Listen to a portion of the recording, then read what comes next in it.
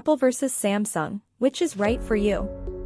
Can't decide between an Apple or Samsung phone? We put the two head-to-head to see which is better. When it comes to comparing iPhone versus Samsung phones, most people already have their favorite set in stone. On one hand, you've got your iPhone fans who have been loyal Apple users for years. On the other, you have Samsung fans who just can't get enough of the tech giant's bleeding-edge innovations. But for an average buyer, deciding which phone is better, iPhone or Samsung, shouldn't be just a matter of personal whim. Instead, both the alternatives must be compared head-to-head to make an informed decision. In this article, we'll be doing just that. Let's dig in.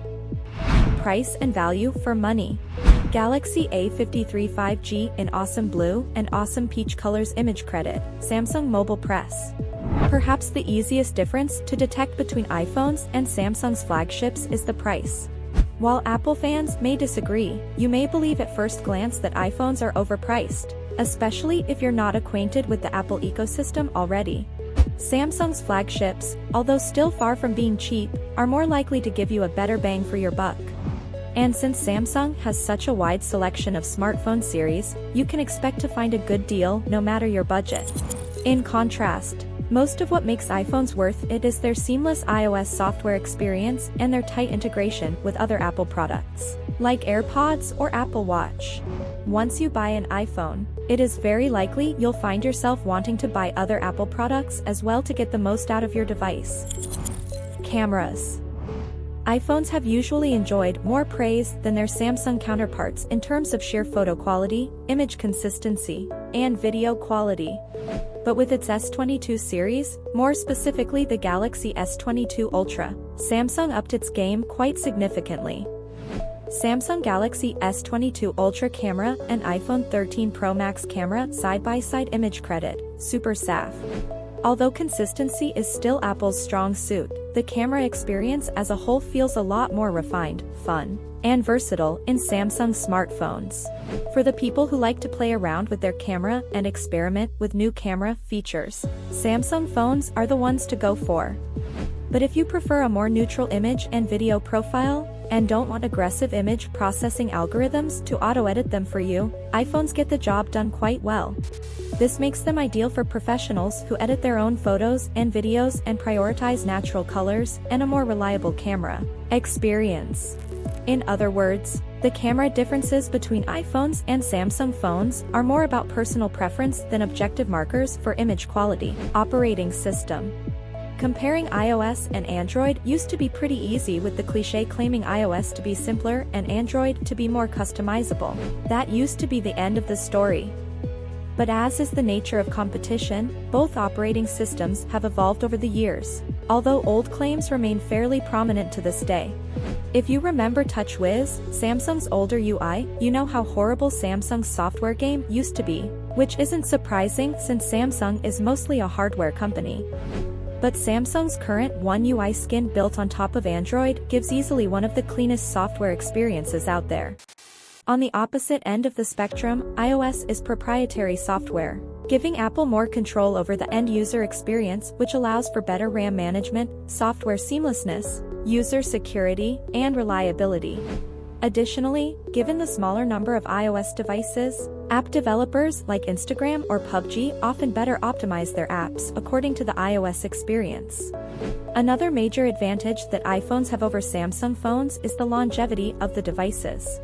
Although Samsung now offers 4 years of major Android updates for its flagships and mid-range phones, iPhones can easily last for 5 to 6 years. However, there's one important caveat to this. Smartphone batteries are made of lithium-ion, which means they inevitably degrade over time. If you're planning to buy an iPhone just because of the longer OS support, keep in mind that the battery will take a hit and you might have to buy a new device in 3 to 4 years anyway. Phone design.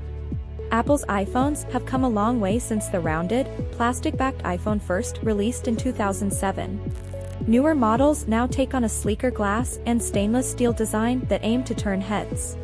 One distinguishing feature of iPhones is the notch at the top. This houses the front camera and face unlock sensor, and though it has become quite iconic, doesn't appeal to everyone. Like Apple, Samsung's Galaxy smartphones have veered away from the plastic design.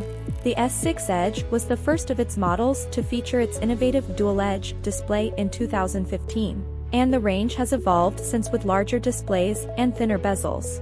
Samsung now uses more subtle hole punch of front cameras, a small hole to house the lens rather than a notch, which can make the display seem more immersive. In both cases, expect some of the very latest screen technologies, with high resolutions, sharp images, and accurate colors. There's rarely much to choose from on this front. Storage. Apple users have long dealt with the woes of running out of space on their phone. iPhones don't come with a micro SD card to expand internal storage, so you need to think carefully about storage configuration before you buy. This year Samsung users join them. None of the new S21 range have a micro SD card slot to expand storage. Deciding how much you'll need before you buy is therefore important. The iPhone 13 and Samsung models start at 128GB capacity, which should be enough for most. At the top end, the S21 Ultra is available with 512GB of storage, and the iPhone 13 Pro and iPhone 13 Pro Max go up to 1TB. Screen size and resolution. Apple offers 3 versions of the iPhone 13. The 13 and 13 Pro actually have the same size display, 6.1 inches, and the same resolution, 1170 by 2532. The iPhone 13 Max is larger, with a 6.7-inch screen and 1284 by 2778 resolution. Samsung takes a slightly different approach. Its standard at S21 has a 6.2-inch display, 1080 by 2400, and the S21 Plus bumps this to 6.7 inches, with the same resolution. The S21 Ultra boasts a 6.8-inch display and 1440 by 3200 resolutions. The two phones have differing display types. The newest iPhones have a Super Retina XDR OLED display, while Samsung's new models come with dynamic AMOLED displays. AMOLED displays allow control over each individual pixel, which in theory produces better picture quality. AMOLEDs also have better overall power consumption than OLEDs, but can use more power when displaying brighter colors and aren't as visible in sunlight as OLED displays. One of the most important factors for many people is handset size, but bear in mind that with different screen-to-body ratios, physical dimensions are a better indicator of this than display size. Voice assistants. The iPhone Siri has been the default voice assistant for the device since the release of the iPhone 4S back in 2011. Samsung, on the other hand, introduced its native voice assistant Bixby in 2017 with the Galaxy S8 series as an alternative to the already useful Google Assistant running on Android phones. While the attempt was surely commendable, Bixby wasn't, and in a lot of ways still isn't, a match for Apple's Siri and the Google Assistant, although it does take the lead in some specific cases. But as far as sheer intuitiveness goes, Google Assistant is still the best voice assistant to use on any smartphone regardless of whether you use an iPhone or a Samsung phone, or any other. Battery quality.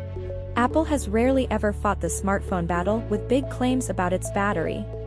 In comparison, Samsung seems to advertise its massive battery life and impressive fast charging speeds quite aggressively in its adverts. However, although the iPhone doesn't have a massive battery, its proprietary software iOS is efficient enough that it ensures minimal battery usage, resulting in amazing battery life, especially in the iPhone 13 series. Samsung Galaxy battery. As far as the charging speed is concerned, iPhones still have a long way to go. Apple's MagSafe charger can take almost 3 hours to fully charge the iPhone 13 Pro Max. But if you use an unofficial 30W charger, you can fill it in roughly 90 minutes.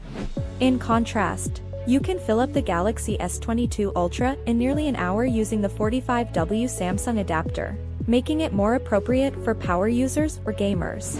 Sadly, both companies have stopped providing chargers for their flagships inside the box. Apple versus Samsung, which is right for you? 9 out of 10 times, a buying decision between two great smartphone alternatives boils down to this: personal preference. And so is the case here. Most people who buy iPhones do so because of the well-integrated Apple ecosystem and the seamless user experience. iPhones handle core functionalities like calling, video recording, system navigation, and web browsing more reliably. In contrast, if you are a little more adventurous and want a template on top of which you can personalize and customize your device, Samsung phones is the way to go. With arguably better design, a more fun camera experience, more features, and the One UI skin, Samsung flagships do not fail to impress.